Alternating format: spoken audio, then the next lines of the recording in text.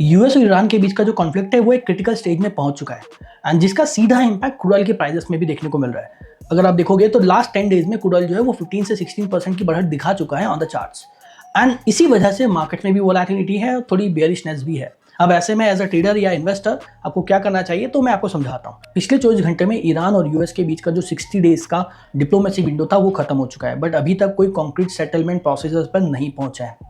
Yes, Iran और Oman के बीच में जो है मेरीन टाइम ट्रांजिशंस को लेकर एग्रीमेंट लगभग साइन होने के हुए, but united state maritime blockades को हटाने के लिए रेडी नहीं है।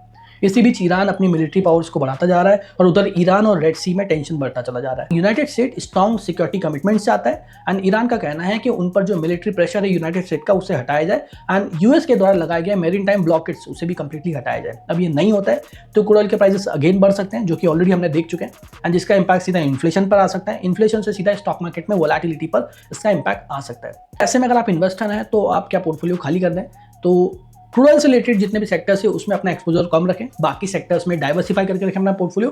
एज अ ट्रेडर लिवरेज से बचें और मार्केट की वोलेटिलिटी में लिवरेज आपके लिए दो धारी तलवार हो सकता है। सो अब इस बात का ध्यान रखें और इसी तरह के geopolitics, stock market, crude oil से रिलेटेड अपडेट्स के लिए हमें अभी फॉलो कर लें। Investment in the securities market is subject to market risks. This content is for educational purposes only and should not be considered financial advice.